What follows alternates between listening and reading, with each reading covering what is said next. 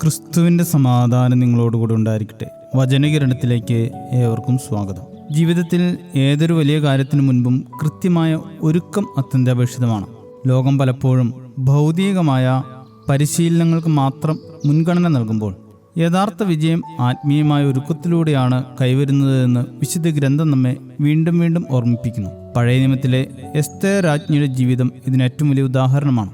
തൻ്റെ ജനത ഒന്നടങ്കം വംശഹത്യയുടെ വക്കിൽ നിൽക്കുമ്പോൾ അവരെ രക്ഷിക്കുക എന്ന അതീവ ഗൗരവമേറിയ ദൗത്യമാണ് യുവതിയായ എസ്തേറിന് മുൻപിലുണ്ടായിരുന്നത്. അക്കാലത്തെ നിയമപ്രകാരം രാജാവിൻ്റെ അടുത്തേക്ക് വിളിക്കപ്പെടാതെ കടന്നു ചെല്ലുന്നത് മരണശിക്ഷ ലഭിക്കാവുന്ന കുറ്റമായിരുന്നു. എന്നിട്ടും തൻ്റെ ജനത്തിനു വേണ്ടി ആ ദൗത്യം ഏറ്റെടുക്കുവാൻ അവൾ തയ്യാറായി. എന്നാൽ കൊട്ടാരത്തിൻ്റെ അധികാരത്തിലേക്കോ സ്വന്തം സൗന്ദര്യത്തിലേക്കോ നോക്കുന്നതിന് മുമ്പ് എസ്തേർ തെരഞ്ഞെടുത്തത് ആത്മീയമായ ഒരുക്കമായിരുന്നു. മരണത്തിൻ്റെ നിഴൽ വീണ ആ നാളുകളിൽ എസ്തേർ തൻ്റെ ജനത്തോട് ആവശ്യപ്പെട്ടത് 3 ദിവസത്തെ ഉപവാസമായിരുന്നു. 3 രാവും 3 പകലും ഭക്ഷണപാനീയങ്ങൾ വെടിഞ്ഞ് അവൾ ദൈവസന്നിധിയെ വിനയപ്പെട്ടു. തനിക്കും തൻ്റെ തോഴിമാർക്കുമൊപ്പം തൻ്റെ ജനത മുഴുവനും ഈ ഉപവാസത്തിൽ പങ്കുചേരണമെന്ന് അവൾ ആഗ്രഹിച്ചു.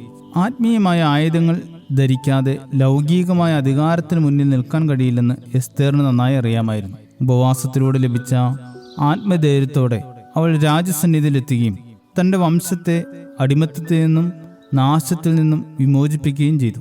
ഒരുക്കത്തിൻ്റെ നല്ല പാഠം പുതിയ നിയമത്തിൽ ക്രിസ്തു നമുക്ക് നൽകുന്നുണ്ട്. തൻ്റെ പരസ്യശുശ്രൂഷ എന്ന വലിയ ദൗത്യത്തിലേക്ക് പ്രവേശിക്കുന്നതിനു മുൻപ് മരുഭൂമിയിൽ 40 നാൾ ഉപവസിച്ചുകൊണ്ട് ക്രിസ്തു സ്വയം ഒരുങ്ങി. സാത്താൻ്റെ പരീക്ഷകളെ അതിജീവിക്കുവാനും ലോകത്തിൻ്റെ പാപഭാരം ചുമക്കുവാനുമുള്ള കരുത്ത് ആ പ്രാർത്ഥനയിലൂടെയും ഉപവാസത്തിലൂടെയുമാണ് അവിടുന്ന് വെളിപ്പെടുത്തിയത്. നമ്മുടെ ജീവിതത്തിലെ ഓരോ നോമ്പുകാലവും ഇപ്രകാരമുള്ള ഒരുക്കത്തിനുള്ള പുണ്യസമയമാണ്. വരാനിരിക്കുന്ന വെല്ലുവിളികളെ നേരിടാനും ദൈവം നമ്മെ ഏൽപ്പിച്ചിരിക്കുന്ന ദൗത്യങ്ങൾ ഭംഗിയായി പൂർത്തിയാക്കാനും നോമ്പ് നമ്മെ സജ്ജമാക്കുന്നു. ഉപവാസത്തിലൂടെ നമ്മുടെ ഉള്ളിലെ ഭയത്തെ മാറ്റി ദൈവീകമായ ധൈര്യം സംഭരിക്കാൻ നമുക്ക് സാധിക്കുന്നു. ഭൗതികമായ തയ്യാറെടുപ്പുകൾക്കൊപ്പം ആത്മീയമായ ഈ ഒരുക്കം കൂടി ചേരുമ്പോഴാണ് നമ്മുടെ പ്രവർത്തനങ്ങൾ പൂർണ്ണതയിലെത്തുന്നത്. ജീവിതത്തിൽ ഏതൊരു കാര്യത്തിനു മുൻപും പ്രാർത്ഥനയും നോമ്പും ഉപവാസവുമാകുന്ന ഒരുക്കം നാം ശീലിക്കുമ്പോൾ തീർച്ചയായും വിജയം കണ്ടെത്താനും അനുഗ്രഹം പ്രാപിക്കുവാനും നമുക്ക് സാധിക്കും.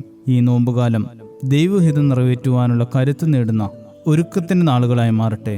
ശുഭദിനം നേരുന്നു. ദൈവം അനുഗ്രഹിക്കട്ടെ.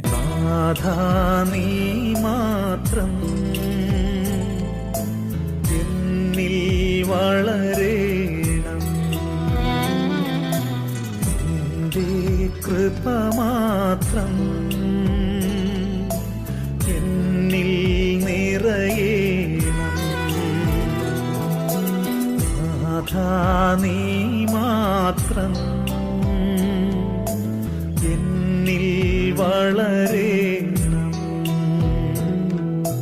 നിന്റെ കൃപമാത്രം എന്നിൽ നിറയേണം. ഞാനോ കുറയേണം, നീയോ വളരേണം. മഹത്വം എന്നേക്കും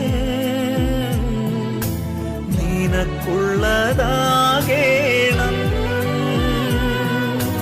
കൃപമേൽ കൃപ നൽകി എന്നെ നയിക്കണമേ.